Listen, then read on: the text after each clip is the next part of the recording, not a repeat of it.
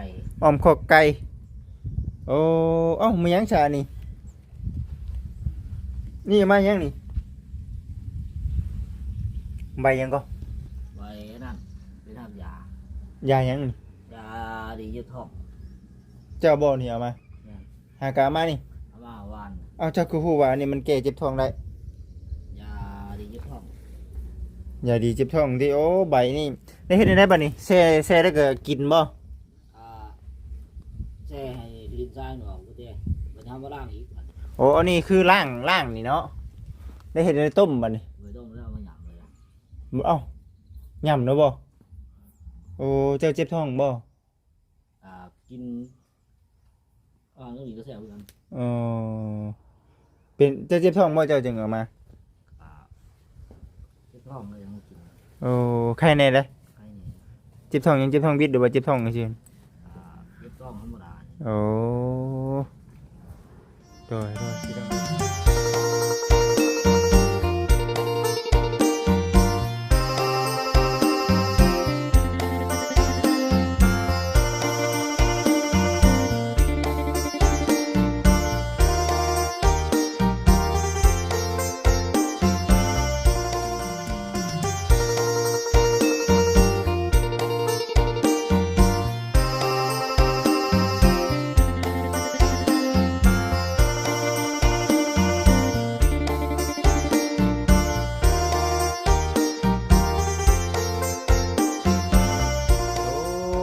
โดยบ่จิตเองกับทักทายสบายดีเด้อกับสบายดีสวัสดีผมเป็นพี่น้อง FC ทุกท่าน เอาผมเป็นพี่น้องเลยพ่อกับบ่จิตคือเก่าอยู่ในเฮือนของทางไอ้สิงเพิ่นพี่น้องเลยมื้อนี้วันนี้เนาะทางบ่จิตเองมีโอกาสได้เข้ามาอีกมื้อวานนี้บ่จิตเองบ่ได้มาเนาะเนื่องจากว่ามาแต่เซปูนมาฮอดแล้วก็ทางพระอาจารย์เพิ่นก็เดินทางกลับบ่จิตเองก็เลยเมื่อบ้านเนาะเมื่อพักผ่อนก็เลยเนาะบ่ได้มาพี่น้องเอ้ยก็เลยถือเอาโอกาสนี้เนาะพี่แหละเนาะมาแฮกมานอยู่ที่เพื่อนของทางไอ้สิงเพิ่นเมื่อวานนี้บ่ได้ถ่ายคลิปเปิดมื้อพี่น้องเอ้ยเนื่องจากว่าการเดินทางก็ถือว่าต้องการพักผ่อนเนาะก็เลยบ่ได้ถ่ายอย่างเลยพี่น้องเอ้ยเนาะมื้อนี้วันนี้ก็เลยเดี๋ยวสิมาถามไทยเบิ่งทางไอ้สิงมีภายในละมาหาทางลาวนี่ก็ได้พี่น้องเอ้ยตัวนี่ดิเป็นสุราเซลเพิ่นคักแต่แผ่นเพิ่นนี่นะใหญ่ครับเนาะก็บ่จิตร้อยเนาะร้อยแต่ว่าบ่กุ้มพี่น้องเอ้ยเนาะบ่กุ้มแจ้งตัวทางไอ้สิงเอ้ย เอาสบายดีสบายดีเฮ็ดยังมื้อนี้มาอ้อมขอไก่อ้อมขอกไก่โอ้เอ้ามายังชานี่นี่มายังนี่ใบยังก็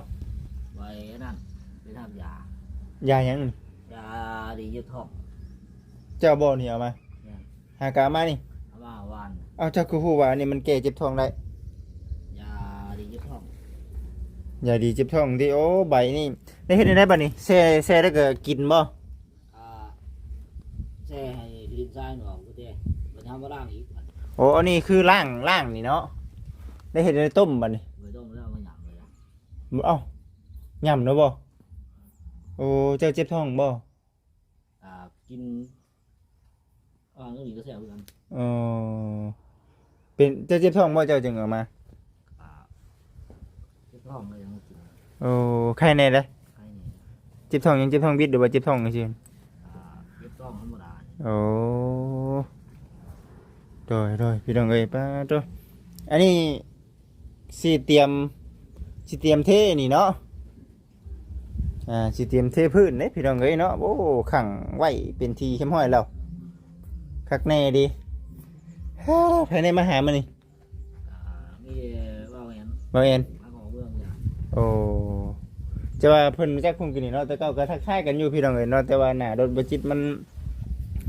คือ เก่าแบบเพิ่นย่านเพิ่นบ่จื้อเนาะโลโก้มันออกย่านเพิ่นบ่จื้อทางบางแอนเนาะพาเราไก่ขังไว้บัดนี้มันซ้ำนะบ่ โอ้ใบเหี่ยวว่า เอ้า อันเจอตัวยังสามตัวบาท ยัง3ตัวบาทนี่3ตัวเขารอนี่เออได้สิเพจักเทื่อบาทนี่มันก็บ่แพ้แล้วบาทนี่เนาะนี่สิงเอ้ย ปล่อยเว้ยแล้ว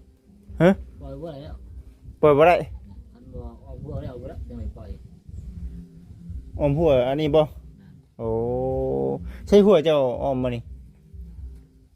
ว่าเอาไม่ อืมโดยพี่น้องเอ้ยอันนี้เจ้าเฮ็ดเองบ่นี่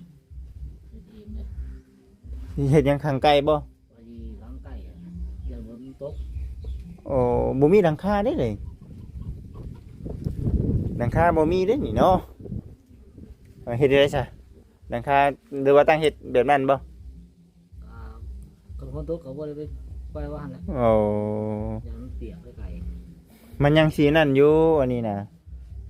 มันยังสิบินออกได้อยู่นี่ทำนี่นะเนาะมึงเนี่ยพี่น้องเอ้ยเด้อสิให้เบิ่งนี่เด้ขอไก่เรานะยังบ่ทันได้มีหลังคาแต่ว่าเสียอยู่วังหันเนาะอืม บ่เฮ็ดเอาปล่อยนะไก่ ฮะ บ่ปล่อยเลย บ่ปล่อยเลยบ่ปล่อยได้จ้อยได้ บ่เกินเอาไว้ เกลือก็คือเก่าแบบบ่มีสีมีวันนั่นแหละก็ว่าเฮาขังไว้ตลอดนะขังไว้ตลอดบ่มีสีมีวันได้เลยชาบ่จิตเคยขังไก่แต่พ่อถ้าแม่เพิ่นบอกว่าขังไว้ว่าซั่นมันอย่ามันไปอย่ามันเหี่ยมันนั่นว่าซั่นขังครึ่งไปรถจ้อยมันนงจงแจงเอาไปเอามาเป็นไก่บ่งามเอาซื่อๆนั่นนะ เพิ่งเนาะจังไดเอาไม้มาแล้วก็ขุดหลุม อืม พร้อม ไม่เด้ไม่รักเสาเลยเฮ็ดได้เอาหยัง เราบ่จะเอามาบ่นี่ เอาไม้หยัง ไม่มันช่างมีแล้ว โอ้ดินบ่เสาดินหรือเสาไม้ เอาไม้ โอ้จักเสาก็ 47 47เสาเนาะเด้อเอาฉันพี่น้องเอ้ยเนาะถือว่าเราเบิ่งเราชมไปนํกัน แต่ห้องน้ำนี่คือชื่อเอาลงอยู่วังหัน ก็ยัง บ่ได้ขุดบ่หรือว่าจังได ยังบ่ฮู้เหมือนกัน โอ้ เด้อไก่เฮียพี่น้องเอ้ยเนาะเฮียแบบไดน่ะบ่ได้นอนเผาบ่ซั่น เยี่ยมือที่นั่นเด้ มื้อที่ตัวนั้นอีกบ่แม่นมื้อต้มกินไหมจักบ่ได้ต้มบ่อย่าว่ามื้อต้มกิน ตอนเช้าก็เห็นตอนบ่ายมาเอาเห็นแหละ แต่ว่าบ่ได้เฮียกลางคืนเนาะ เรียนขึ้นเรียนก็เว้น เฮียแต่กลางเว้นที่พี่น้องเอ้ยแม่นหยังมันไก่ป่าบ่ บ่าย2บ่าย3นี่นะ บ่ยันแบบมันไก่ป่ามันมีงูมีแง่วบ่วะหั่นนะเอามันเข้าป่าอ้อย มันบ่เคยไปไกล บ่เยอะ มันหากินเราจะเอื้อนนี่นะ หรือว่ามีกงก้อยไปจักทิ้งก้อยมาเอาไปจัก โอ้ให้เจ้านะไอ้สิงย่านก่อนเนาะบ่ย่านดอกติโอ้ยเอาพี่น้องเอ้ยมาเยี่ยมยามคือเก่าบ่แซนเพิ่นยังสิเข้ามาอยู่เนาะพ้อกัน เอาไม้เสามาเด้อ แม่นบ่แซนยังสิเข้ามาอยู่พี่น้องเอ้ยเนาะบ่จิตเองก็เลยเอาเข้ามาก่อนฝนตกบ่จิตค่อยขับรถมาบ่กล้าขับไวบ่แซนไกลมาไปเดียวไกลค่อยขับมาพี่น้องเอ้ยบ่จิตตกแฮงบ่ฝนทางนี้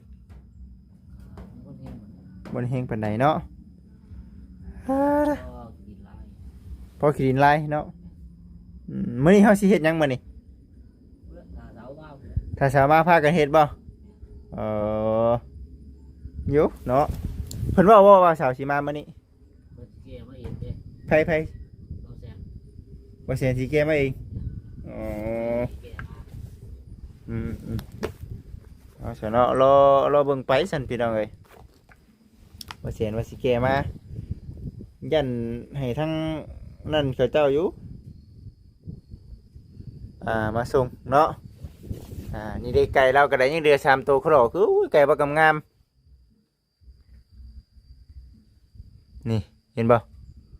ไก่ว่างามๆโอ้ยว่าสิไงยังเหลือ3ตัว มันซ้ำกันได้บ่นี่เพราะ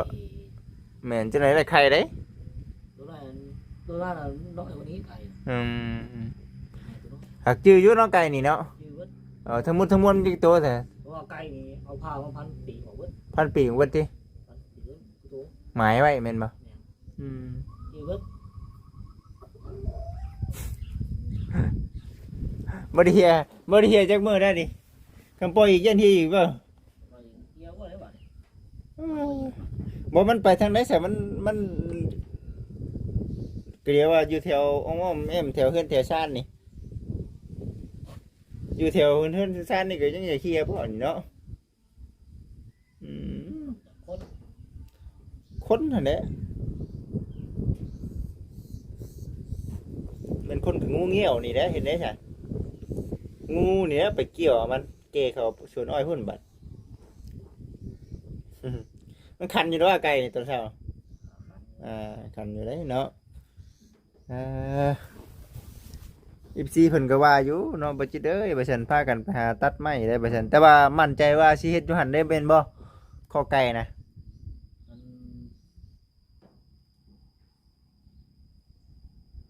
มันก่อนเมื่อมันเห็ดหน่วยนะ บ่ลองเบิ่งเนาะลองถามเบิ่งคันว่าแต่เบิ่งทีมงานเบิ่งว่าสิเฮ็ดไปได้ มันเลี้ยวหัวก่อนนะ เอาให้มันแล้วหัวก่อนแม่นบ่ เลี้ยวหัวก่อนนี่ โอ้ยเบิ่งไปนะเนาะเห็นได้ซะเนาะเพื่อขังเพื่อแล้ว อ้อมหน้าเลี้ยวเห็ดปล่อย อืม เห็ดข้อเขา อยู่เพื่อแล้วยันมันจ่อยเบิดเนาะไก่เนาะอืมเด้อเบิ่งดูสิสิไปเบิ่งให้เจ้ากินข้าวกับหยังใช่มั้ย ยังไม่กินเลย ข้าวเช้าได้เห็นหยังนั่นคือน้ำไก่บ่ เขาก็มา เขาหากะมาเฮ็ดหยังหากะมาแต่เช้าเฮ็ดหยังลืมบ่ เจ้าก็เกลือไก่ อืม เห็ดไก่เนี่ย โอ้ยจังได๋เขาก็มาเอาน้ำมันนี่ด้วยเด้อนี่น้ำกระซุงมันด้วยเด้อเยอะอืมไก่งามจะเจือเนาะเบิ่งดูหาข้อไก่จะบ่ตัวนี้เฮ็ดหากเฮ็ดแล้วมื้อนี้บ่นี่ เห็ดเลี้ยว อ๋อไปพี่น้องเอ้ยมาเบิ่งน้ำกันเนาะไก่เนาะไก่กำลังงามมันอิ่มแล้วนี่เนาะกินอิ่มได้วนี่มีแต่ไก่ผูกกับตัวผู้ใหญ่หนึงพี่น้องเอ้ยเนาะอืมเอามาเบิ่งโอ้เพิ่นแอมเด้อพี่น้องเด้อนี่อืมปล่อยใส่ได้นี่นะมาสิงเจ้าว่ามันสิบินไหมว่าเจ้าว่าเขาว่ามันสิบินฮะบ่ช่วงสิบินเนาะมันซ้ำนี่ซื่อๆพี่น้องเอ้ยยันมันบินขึ้นเนาะอืมใช้ห้องน้ำเพิ่นว่าเพิ่นสิเอาลงอยู่นี่เลยแม่นบ่ลงอยู่นี่เลยมันบิดบ่พี่น้องเอ้ยเนาะบิดอันนั้นเบิ่งดูเนาะบิดเดินแล้วนี่เนาะเดินราคานี้พี่น้องเอ้ยเนาะเดินราคานี้ขุดลงทำไรเนาะพี่น้องเอ้ยเบิ่งไปกันโอ้มีฮอดนันพักเราเนาะนันพักเราอยู่นี่เลยนี่หมักทั่วแล้วก็คักเลยพี่น้องเอ้ยเนาะหมักทั่วเรานี่มาธรรมดาบ่แอนคือเมื่อไว้แท้บ่แอนเนาะเด้องามพี่น้องเนาะหมักทั่วเริ่มงามแล้วเริ่มขึ้นแล้วนี่จะหน่อยเป็นมือเป็นแข้งเกี่ยวขึ้นนี่โอ้ยซ้ำสิกินเนาะซ้ำสิกินมื้อนี้ก็ตามมาเนาะมานำกันกับทางเบาแสนเพิ่นนั่นแหละเดี๋ยวเฮารอเบิ่งก่อนระวังท่อห้องน้ำเฮียเด้อนักเขาเบาดอกติโอ้เบิ่งดูบ่สิเฮ็ดหยังนี่จะเฮ็ดหยังกินนี่บ่ชึบเอ้าคือต้มน้ำเปล่าแต่เมื่อวานนี้บ่น้ำหยังอันนี้น่ะน้ำก๊อกบ่ แม่นบ่โอ้โอ้น้ำก๊อกนี่เฉพาะเพิ่นจังอยากให้ต้มพี่น้องพี่FC เห็นบ่อันน่ะมันเป็นพุ่นขาวๆเลยมันเกิดจากอย่างพี่น้องคือเท่าใดเท่านั้นได้คำว่าน้ำก๊อกเขาเอามาต้มนะมันจะเป็นขาวๆนะคันเฮาบ่ต้มนี่พอแห้งพี่น้องเนาะต้มเฮ็ดหยังก็เจ้าสิกินบ่ต้มเฮ็ดกินนี่โอ้ยช่วงโอมันตินโอ้นี่เด้พี่น้องเอ้ยมีฮอดอันนี้เด้อเนาะถือว่ามีฮอดตะนางในเรื่องหลังคาบ้านนี้ก็ได้พี่น้องเอ้ยหลังคาตัวนี้ก็ถือว่าสำเร็จแล้วผมบ่คิดว่าพวกนี้น่ะฝนตกแห้งๆพี่น้องเอ้ยเนาะหากบ่หึงเนาะแล้วก็เทตัวนี้แล้วพี่น้องเอ้ยเนาะคักปานหยังบาทนี้ก็ได้เนาะคักแล้วพี่น้องเอ้ยนี่เด้คักแล้วบ่ได้มาแต่หึงก็อัปเดตก่อนมาสั่นจิตเองก็ได้เอาน้ำมันอยู่นี่สบายเนาะเวลาเฮาน้ำไหลก็ลงไปทางนั้นเลยล่นไปทางนั้นเลยถือว่าโอเคแล้วพี่น้องเอ๋ยเนาะโอเคคักอยู่มื้อนี้ก็ถือว่าได้มาหาทางไอ้สิ่งเราอุกใจเราก็ได้กุ้มใจไก่ก็เฮียเนาะปล่อยบ่ได้เสียบ่นั่นเราคิดว่ามันมีงูมีเหี่ยวบ่อยู่ใกล้ๆแถวนี้เนาะว่าหรือว่าน้ำมือบ่ว่าน้ำมืออันน่ะมันกระสุนใส่เองไปจักเนาะแล้วก็จะเป็นทั้งเฮทั้งซ้ายพี่น้องเนาะครบถ้วนมาแล้วแล้วก็ทางเป็นมาได้บ่อันนี้บ่ทางให้มันเป็นมาได้แถวนี้ค่านี้บ่ไอ้สิงทีนี้ก็ต้องได้ทางขึ้นกันได้มันนี่เนาะทางให้มันวิดแน่ยันงูเห่าแล้วเห็นว่าโมเมนอันที่เห่าเองก็ได้ฮะปิ่งเลยนะงูได้ก็เราบ่ย่านเนาะย่านแน่นี่อย่ามันลอยเขาห่มผ้าห่มน้ำจะมาปิ้งเลยทีของแช่บ่นะเคยกินบ่ขมิ้นก็สิกินแม่นบ่แต่ข้าวตะกี้กินอยู่พี่น้องแต่ข้าวตะกี้เดี๋ยวนี้บ่ค่อยกินแล้วเดี๋ยวนี้ทางไอ้สิ่งเมื่อว่าของโปรดเลยเนาะของแซ่บเลยเนาะเบิ่งไปพี่น้องเบิ่งไปเนาะแล้วได้จังว่าแต่ก็อันตรายได้ล่ะแม่นอยู่ของแซ่บแต่มันอันตรายบ่แฮงเด้เนาะเดี๋ยวทางออกได้สิพากันทางพี่น้องเอ้ยชวนกันกับทางไอ้สิ่งเราทางอันน่ะให้มันไกลๆแน่เนาะกับทางนั้นก็บ่ได้บ้านอย่างเราเจ้าของที่นี่เนาะ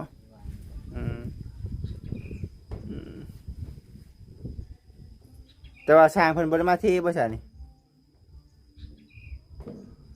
มื้อใดเพิ่นสิเทก่อทางไง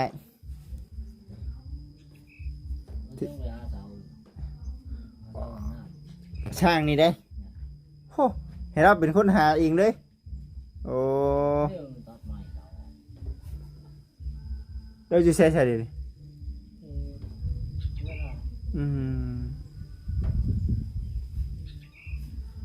ี่ได้สิเนาะรอพังไปเนาะรอเบิ่งไปว่าสิได้จักเสาเป็นห้องน้ำนี่เป็นเสาไม้เสาไม้พี่น้องเอ้ยรอเบิ่งเราติดตามเบิ่งมามื้อนี้ก็ไก่ทั้งหมดทั้งมวล5ตัวเนาะไอ้สิ่งเนาะแม่นบ่มันเหี่ยไปได้จักตัวไก่แดง3ตัวไก่แม่นี่4ตัวเนาะแม่นบ่แม่นี่ไก่แม่นี่4ตัวเหี่ยไป2ตัวแล้วนี่แม่นบ่เหี่ยไป2ตัวแล้วพี่น้องเนาะแม่แดง2ตัวก็เลยบ่กล้าปล่อยแม่นบ่ปล่อยไปนี่ไปแล้วพี่น้องเนาะอีกบ่แห้งอีกเนาะว่าบ่เผามันนี่ก็เบิ่งมันนี่ก็น่ะบ่ได้เบิ่งบ่ซะโอ้ก็เบิ่งไปบ่ได้เบิ่งพี่น้องเอ้ย เฮ้ยเนาะเบิ่งไปสั่นพี่น้องเอ้ยเนาะอันนี้ก็รอเบิ่งแต่ทางไอ้สิงว่าเฮ็ดหัวแล้วก่อนสิเฮ็ดคอก บอกเอาหัวแล้วบ่เอาร่างแล้วบ่ หัวนี่เฮ็ดเองบ่หัวนี่ ว่าบ่รอเฮ็ดเอง อืมเฮ็ดเป็นบ่ บ่ได้เอามา อืมเสาก็มีปูนก็มีต้องใช้ปูนนำเด้มันจังแน่นพี่น้องเอ้ยเนาะในเรื่องเสานี่เนาะอืมไก่เราก็เริ่มเติบโตเริ่มใหญ่แล้วพี่น้องเอ้ยเนาะหากบางเทื่อก็ใหญ่นำบ่ทันมีคนขี้รักขี้เล่มนำแน่ว่าแต่คนเนาะยันแต่งูนะงูเดือมมันเกี่ยวไก่เข้าสวนอ้อย หรือว่ามีสัตว์ป่าจำนวนหนึ่งที่ว่ามักกินไก่ มันมาจับกระดาของมันมาจับไก่กันมันก็เอาเข้าไปได้ไอ้สิ่งนี้เนาะ ใหญ่มันจะเอาไป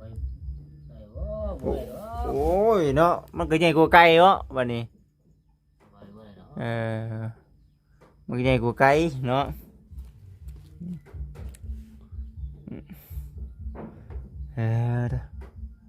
มาคนเดียวบ่แอนเพิ่นยังสิเข้ามาอยู่บ่ ว่ามื้อกินเขา มากินข้าวสิเข้ามาอีกติโอ้จังสิ่งเนาะก็เลยอยู่คนเดียวบัดนี้ก็ได้รอบเช้าบ่แอนมาเอามาบาง10 โมง 11 โมงนี่นะ ได้เรียกกันเนาะได้เรียกกันพี่น้องเนาะเอาสันเด้อเดี๋ยวเฮารอถ่าพังเบิ่งเปอร์เซ็นต์ก่อนเนาะเดี๋ยวเฮาสิหยังต่อก็ได้แต่ว่ามื้อนี้มีความคืบหน้าไปหลายพี่น้องเอ้ยเนาะหลายอย่างหลายแนวที่ว่าทางทีมงานเนาะได้มาอัปเดตถ่ายแต่ละมื้อแต่ละวันมื้อนี้อัปเดตไปซำนี้มื้อนี้เฮ็ดไปซำนั้นนะพี่น้องเอ้ยเนาะก็เลยคือดังที่ FC เห็นนี่แหละกันบ่เฮ็ดกระติกเนาะเฮ็ดต้องเฮ็ดไปทีเล็กทีน้อย